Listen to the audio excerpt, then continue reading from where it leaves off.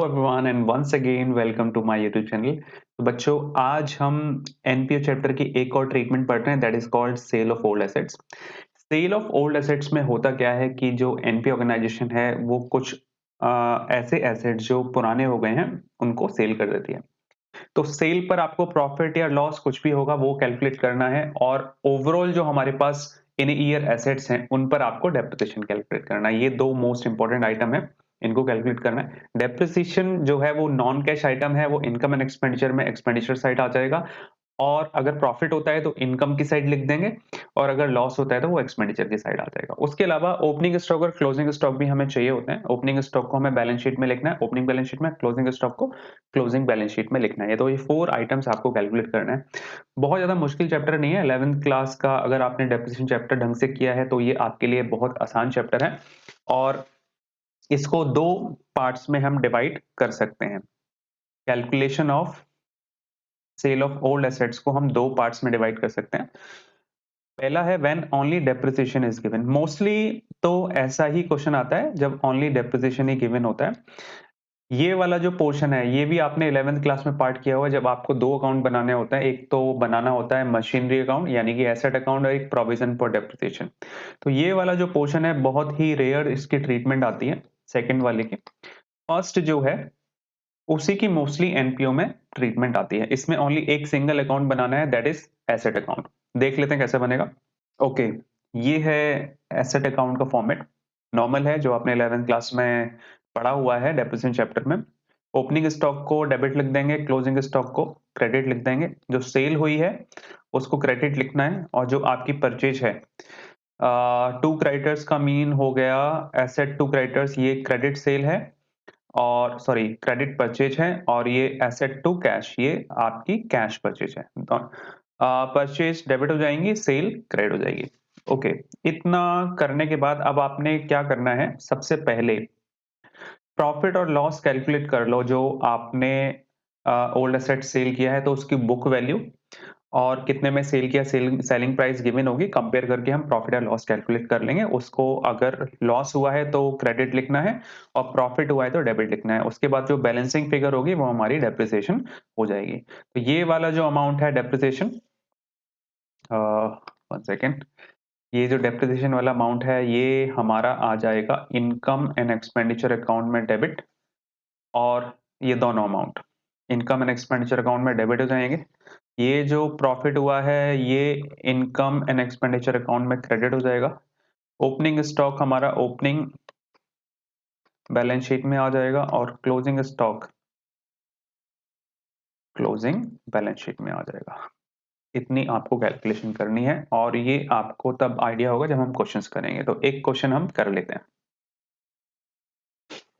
Okay, आपकी book जो है 2020 एडिशन, उसमें 2 क्वेश्चन दिए हुए हैं, 36 और 37। सबसे पहले कैलकुलेट करते हैं 36। 36 को देखते हैं कैसे सॉल्व होगा ये। तो एक बार इसमें से डाटा निकाल के एक साइड रख लेते हैं, क्या क्या इसमें गिवन है। सबसे पहले तो book value of furniture on 1 April 60,000। Okay, ये 1 अप्रैल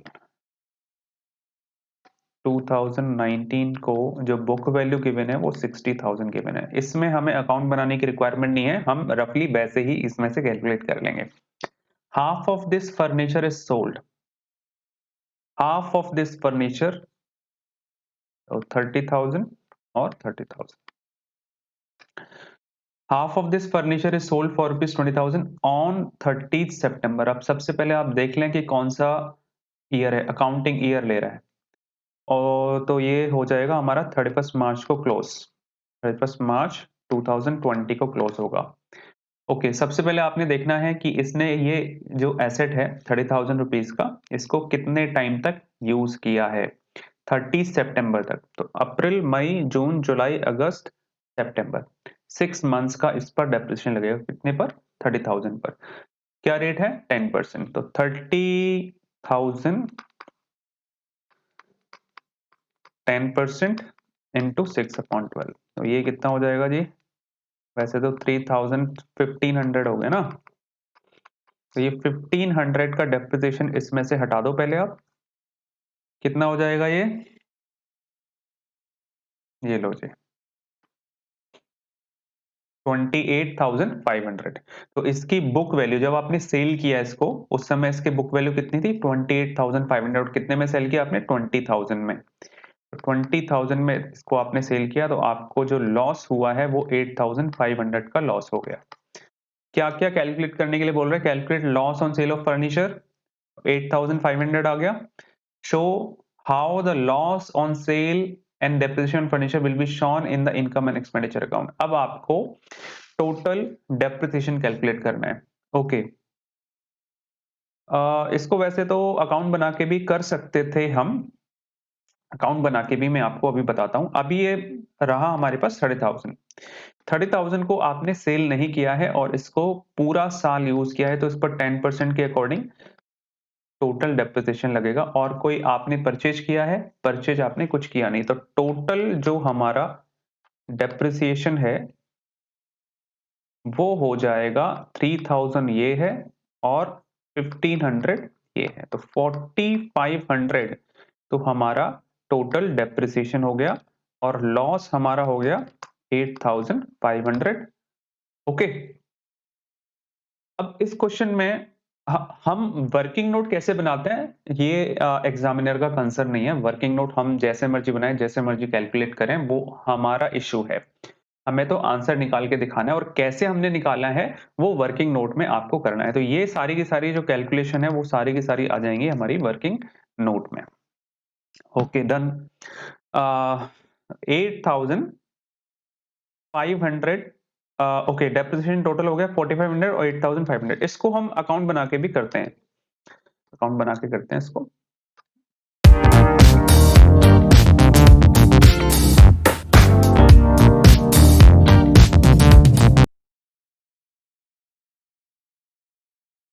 ये लिखा ओके।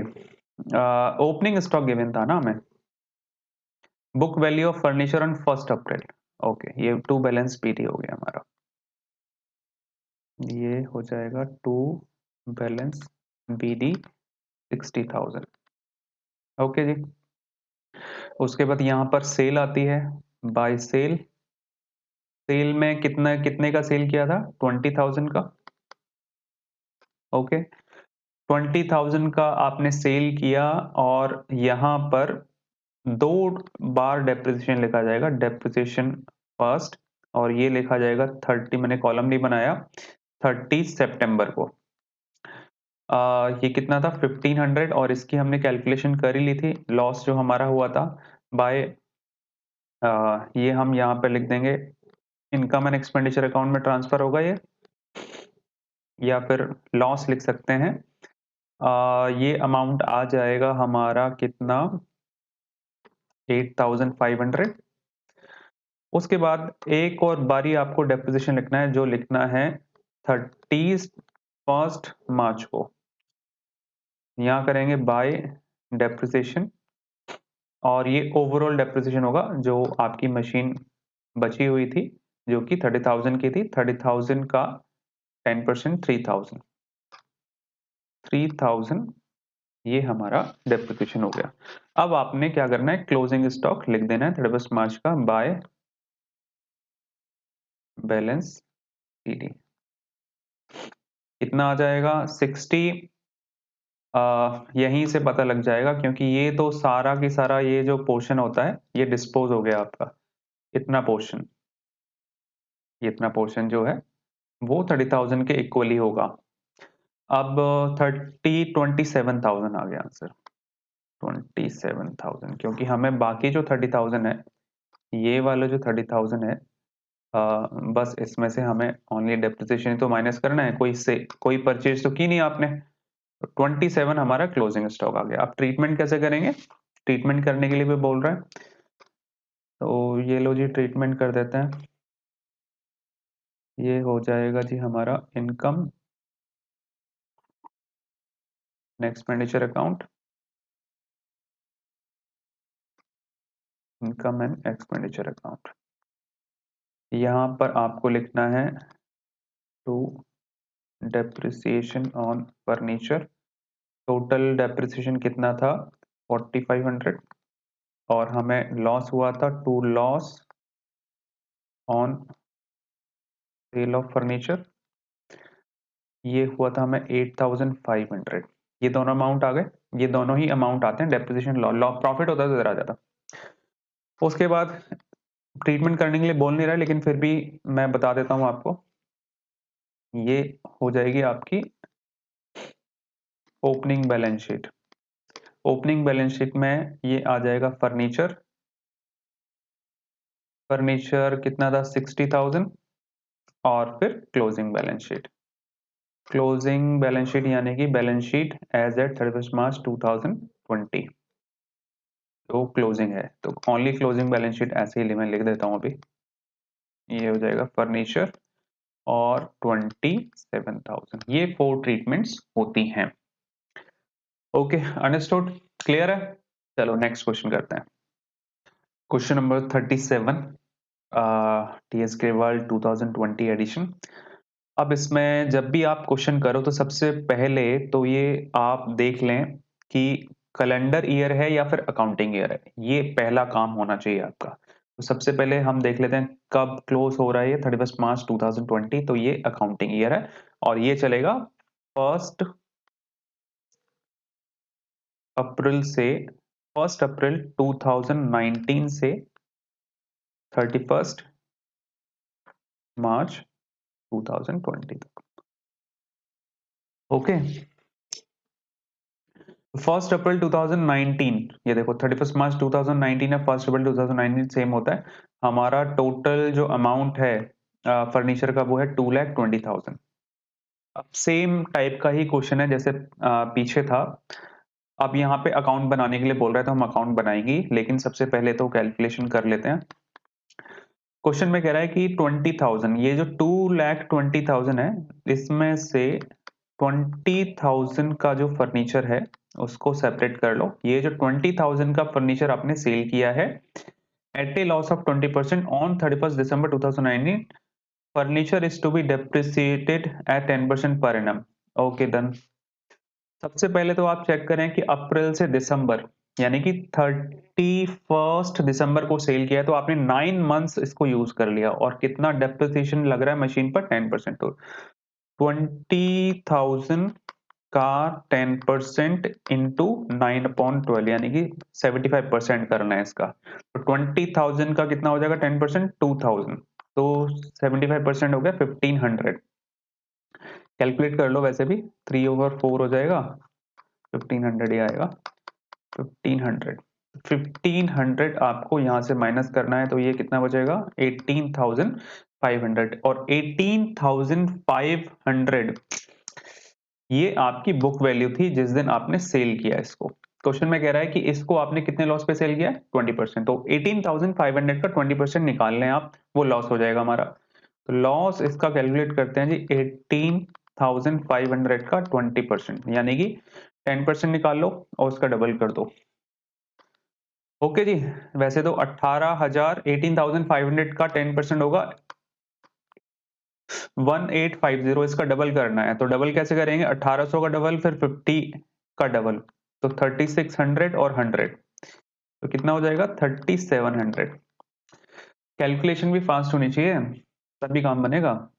तो 3700 ऑलरेडी हमने लॉस निकाल लिया है और आप माइनस कर लो तो सेलिंग प्राइस निकल आएगी। ओके, ये हो जाएगा जी 14,800, ये सेल हो गई। अब आगे देखते हैं क्या कह रहे हैं क्वेश्चन में। इतना आपने कवर अप कर लिया। कोई परचेज तो नहीं है, परचेज नहीं है। Furniture is to be depreciated 10%, furniture costing rupees 1,50,000 was also purchase on 1 October 2019। अब अकाउंट बनाते हैं, हमारा वर्किंग हो गया, कैलकुलेशन कर लिया हमने। तो अब ये 2 लाख रुपीज का जो एसेट है वो आगे जा रहा है और 1,50,000 का एसेट, इस पर लग जाएगा डेप्रिसिएशन 1 ईयर का। और ये आपने 1,50,000 का एक फर्नीचर और परचेज किया है 1 अक्टूबर को, तो आगे 6 मंथ्स का इस पर डेप्रिसिएशन लग जाएगा। ओके जी, बनाते हैं अकाउंट। ये लो।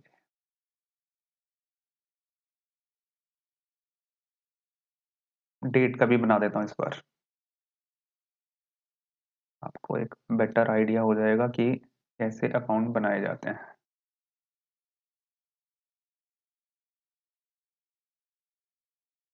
ये मैंने लिखा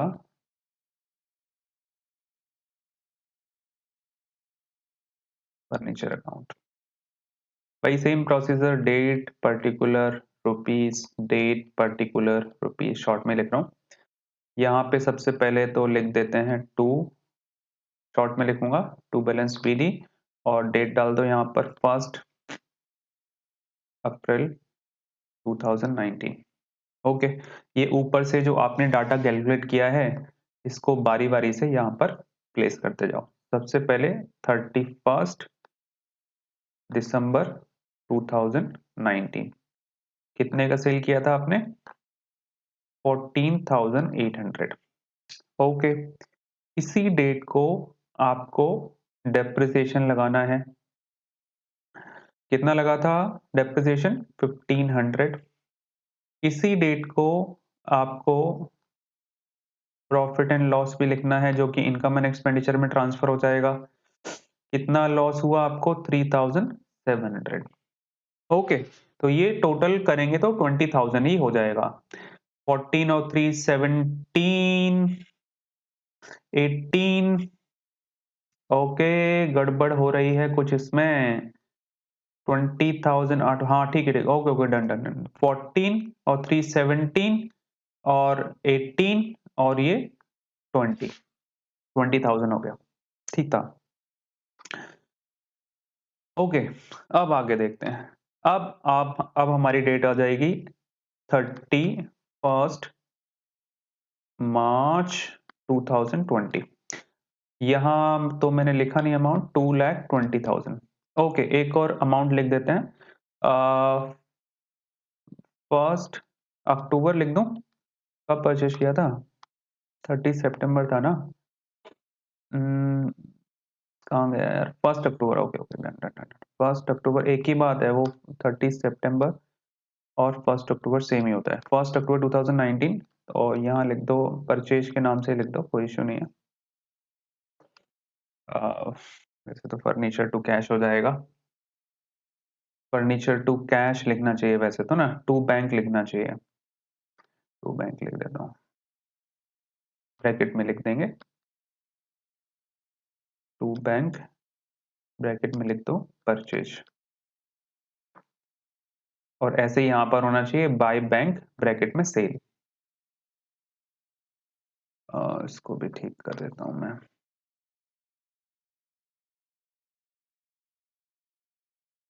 ओके, बाय बैंक सेल। कितना था? 1,50,000 था ना? देखते हैं, 1,50,000। ओके, अब आपको यहाँ पर डेप्रिसिएशन कैलकुलेट करना है, फर्स्ट और सेकंड।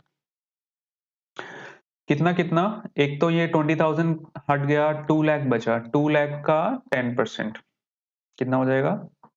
2 लाख का 10% 20,000। फिर 1,50,000 का 10% 15,7,500 हो जाएगा ये, क्योंकि हमें वो लेना है ना, हाफ ईयर का लेना है, तो होल ईयर का 15, इसका हाफ कर लो, तो टोटल ये हो जाएगा 27,500। अब आपको कैलकुलेट करना है इसी डेट को बाय बैलेंस सीडी, जो कि हमारा कहां पर आएगा? बैलेंस शीट में, क्लोजिंग बैलेंस शीट में आएगा। तो बड़ा आसान है, 220 में से 20 गया, सॉरी 2 में से 20 गया, 1,80,000 तो इसका रहा है। ओके, फिर 150 में से 7,500, तो कितना बचेगा? 1,42,500। तो 1,42,500 टोटल कर लो इसको, 3,22,500 हमारा आंसर आ जाएगा जी। Okay, thank you very much for watching this video.